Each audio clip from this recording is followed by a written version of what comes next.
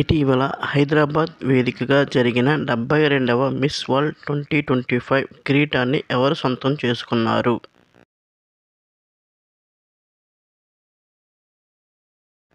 Opal Sujatha, Thailand. Telangana రాష్ట్రంలో మొట్టమొదటిసారి జరిగిన మిస్ వరల్డ్ పోటీలలో ప్రపంచవ్యాప్తంగా ఎన్ని దేశాలకు చెందిన సుందరీమణులు పాల్గొన్నారు?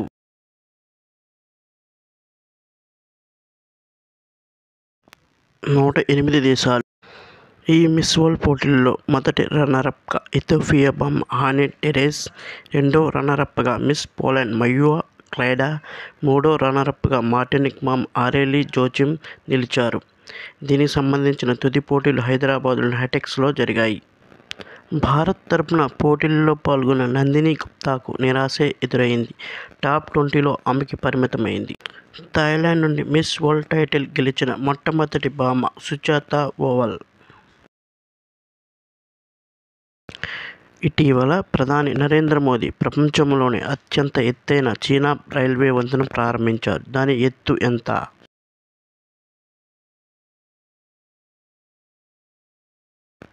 359 మీటర్లు.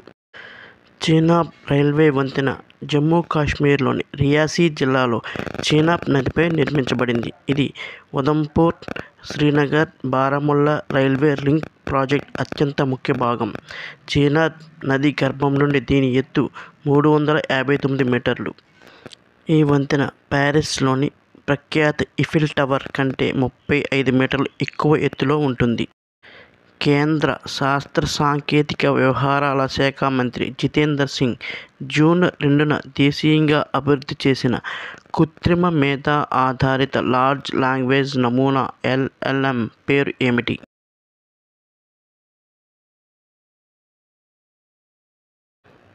Answer Bharat Jan. Bharat Jan large language నమూనా యొక్క ప్రధాన ఉపయోగం ఏమిటి?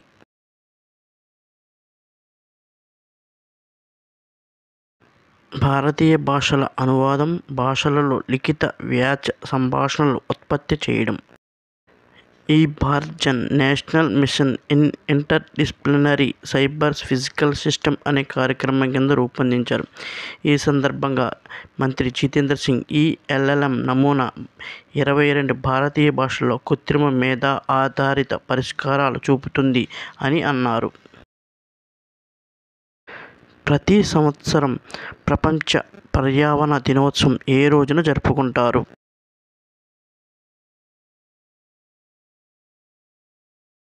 Answer June 5. 2025 పర్యావరణ దినోత్సవం యొక్క థీమ్ ఏమిటి?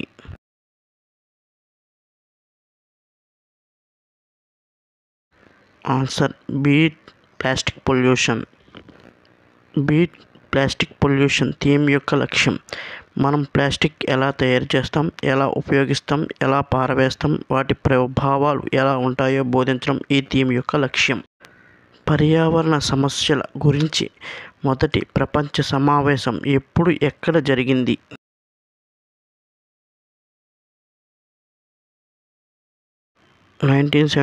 స్టాక్హోమ్.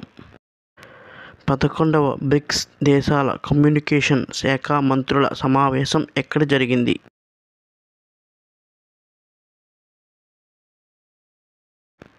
బ్రెజిల్.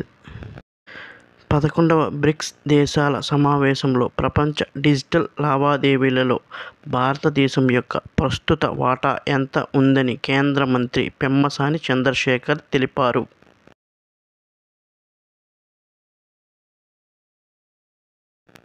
46%.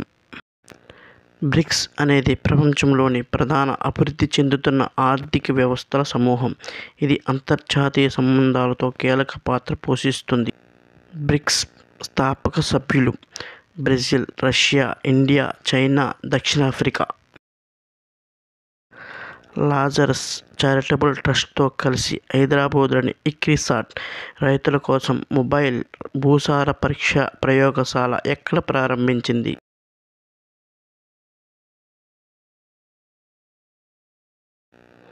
తెలంగాణ.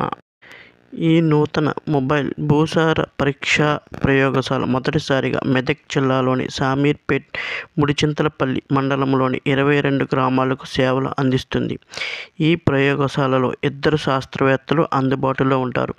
వీరు పొలంలోని మట్టి నమూనాలను సేకరించి 13 సూక్ష్మ పోషకాలను స్థితిని తక్షణమే వెల్లడిస్తారు. 2024-25లో భారతదేశానికి అత్యధికంగా విదేశీ ప్రత్యక్ష పెట్టుబడులు FDI ఏ దేశం నుండి వచ్చాయి?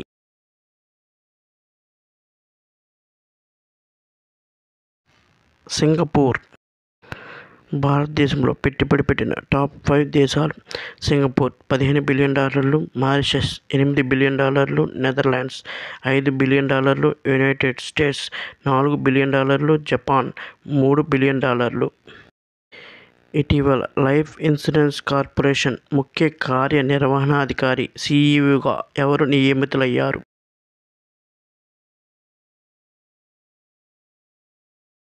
Satpal Bhanu. Life insurance corporation of India LIC ఎప్పుడు స్థాపించబడింది?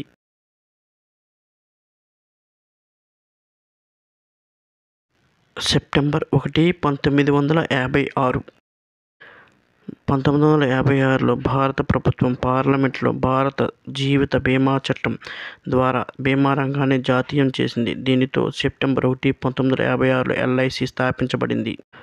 భారత వాతావరణ శాఖ IMD డైరెక్టర్ జనరల్ మృత్యుంజయ మహాపాత్రను ఐక్యరాజ్య సమితికి చెందిన డిజాస్టర్ రిస్క్ రిడక్షన్ అవార్డుతో సత్కరించింది.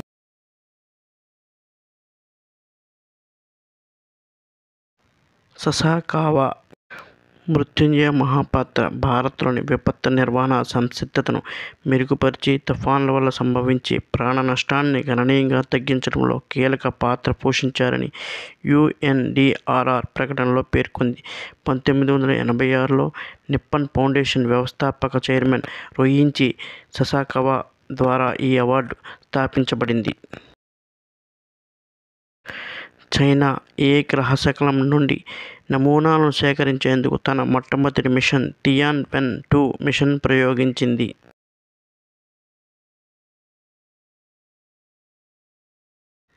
2016 HO3